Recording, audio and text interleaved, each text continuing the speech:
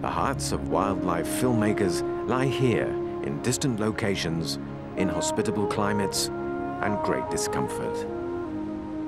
The Antarctic is a perfect setting.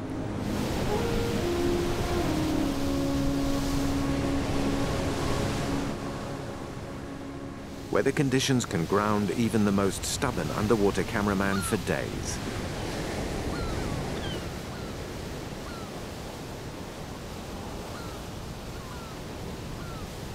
Shooting topside for a change can bring unexpected rewards after a week's sailing in raging seas. The first task is to set up camp and organize provisions. That's if the locals don't mind. Skuas are notoriously territorial, vigorously defending their patch against any intruder. Well, almost any.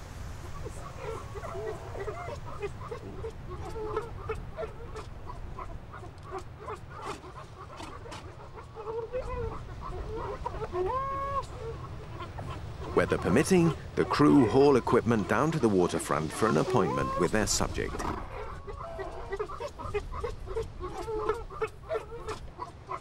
This time, fur seals jealously guard harems of females.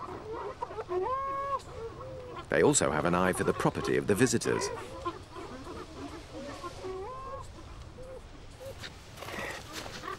It's not smart to leave valuables unattended. You might not get them back. Diversionary tactics? It's a good try.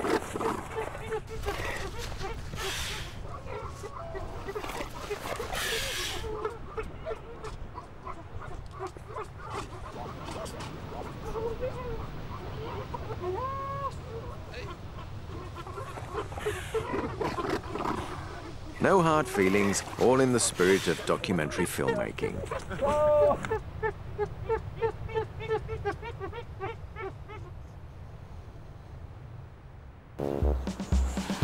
Yes, there are lots of myths and misconceptions about the filmmaker's craft.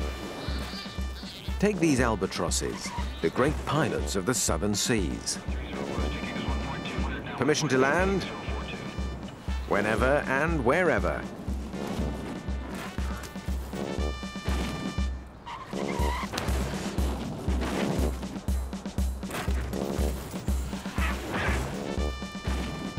Takeoff is even worse.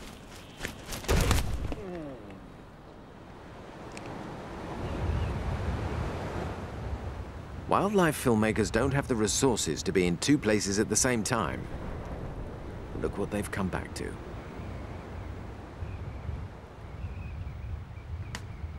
No cozy campfire with an evening meal prepared by the staff cook, and not even free access to their tent.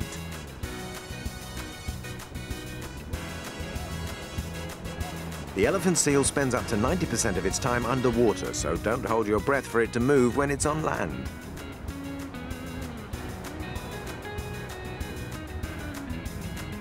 Unlike polar bears, elephant seals are totally indifferent to the presence of human beings.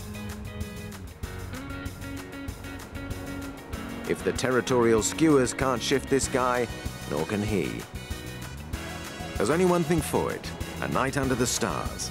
Except this is summer in the Antarctic when the sun never really sets on the wildlife cameraman.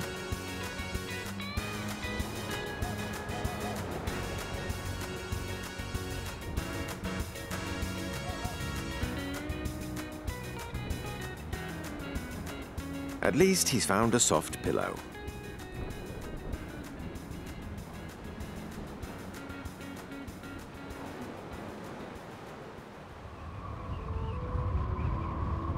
Vandalizing skuas, inquisitive seals, and hellish weather go with the territory of being an eccentric filmmaker.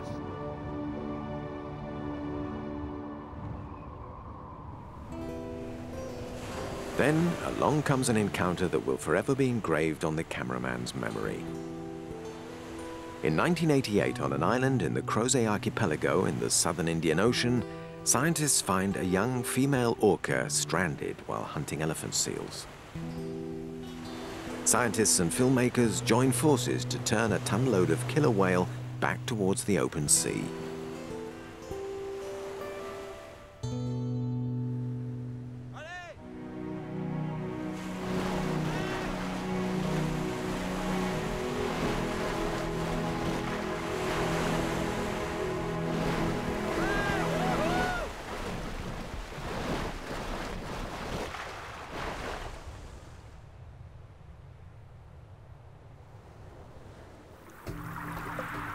And will this top predator remember how it was saved by human beings?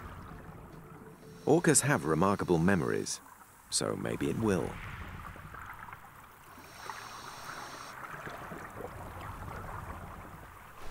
Biologists and wildlife filmmakers struggle constantly against the temptation to think that animals are much like us.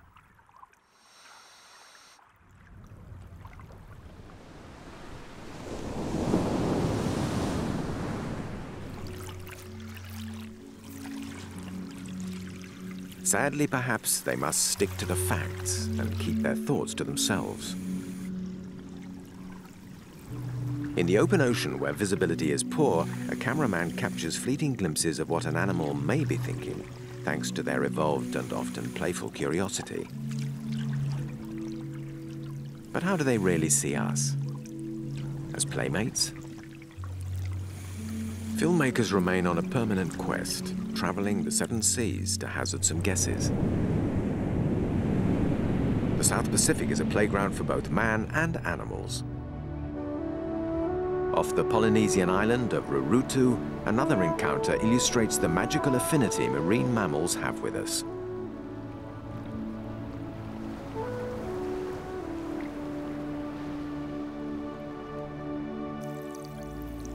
With marbled skin and pointed fins, this young whale is a rare hybrid. It is a cross between a humpback and a blue whale, the largest animal ever to inhabit the planet.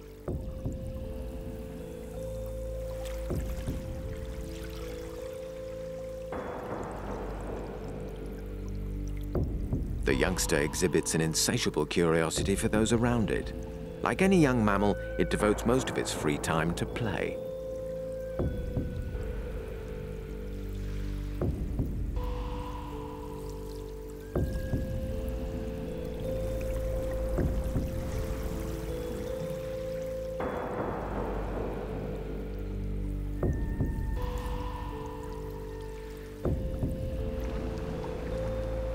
The crew are happy to join in, while the watchful parent ensures that the impulsive youngster doesn't get into trouble.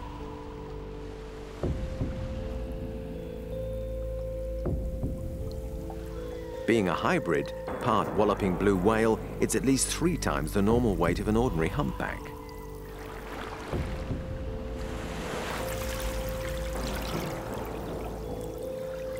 The likable kindergarten heavyweight doesn't know its own strength.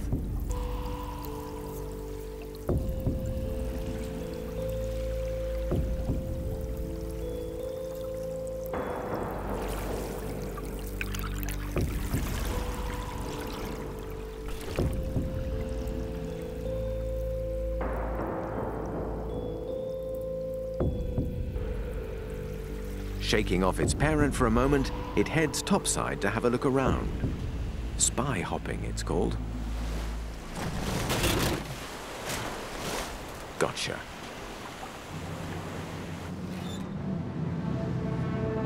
The steady hand of a captain at the wheel is an indispensable part of a film crew at sea, especially when filming live action like this risky sequence in Corpus Christi, Texas. As captain on this skimmer, we want you to be informed. We're going to be trying to do a little filming off your port bow. And if we venture a little too close there, you might holler at me. We will give you a wider berth. Yes, Skipper, that is a roger. If you encroach too closely on us, we will acknowledge. Thank you much, and safe sailing. The pilot must provide speed, stability, and safety for the cameraman to stay in sync with the bow wave acrobats, hitching a ride with a 300,000-ton monster.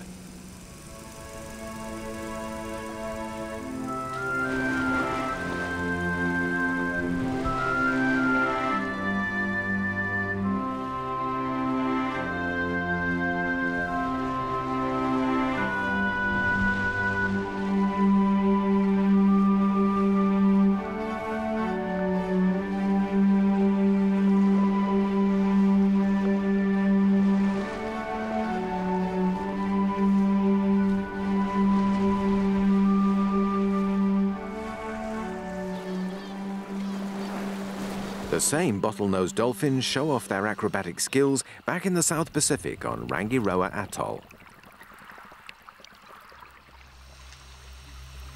What's their perspective on a cameraman exposed to dangerous open waters? Judge for yourself with the arrival of a menacing silver-tipped shark. The dolphins seem aware of the diver's vulnerability.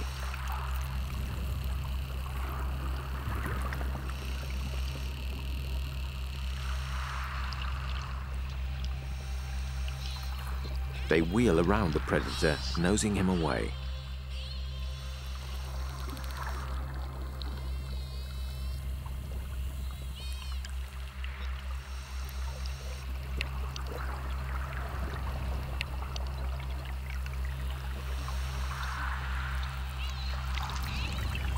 When one dolphin surfaces for breath, the others stay close to keep up the pressure.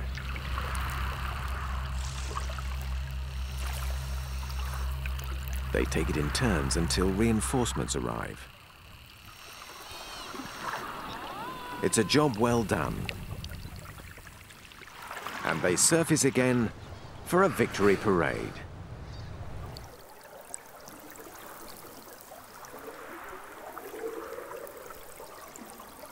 Bottlenose dolphins seem to show the same protective behavior towards humans as they do towards their own young.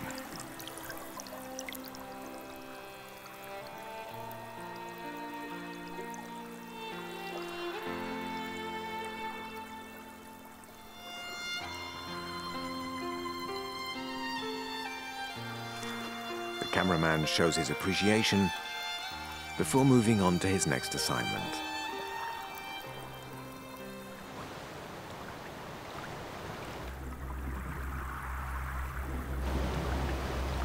A slick of animal grease points the way to a banquet of gargantuan proportions. A blue whale that lost its way has mysteriously fetched up to die in a lagoon in New Caledonia. First come, first served to 18 tons of red meat. Tiger sharks can't believe their luck.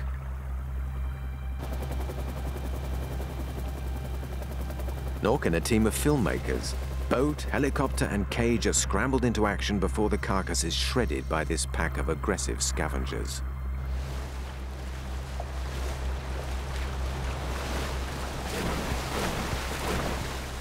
There's concern for the cage. It's tethered to both the boat and the carcass by heavy marine rope.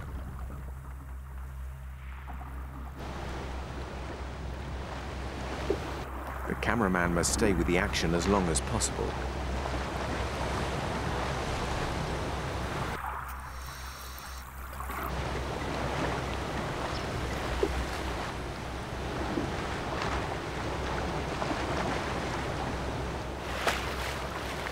But then things start to go wrong. One of the largest sharks tangles with the line and can't break free.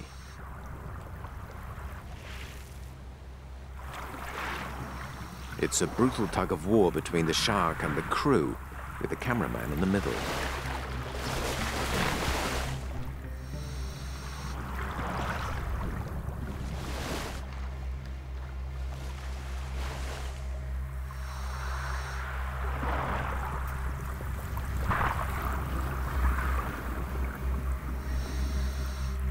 Finally, the shark escapes.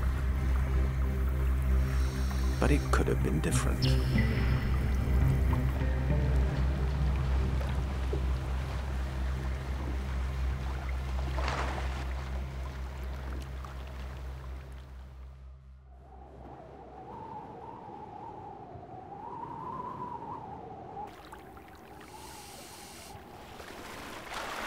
Filmmakers never look back. The next challenge may only be a continent away. And with new technology and greater knowledge, where will they go next to spy on the natural world?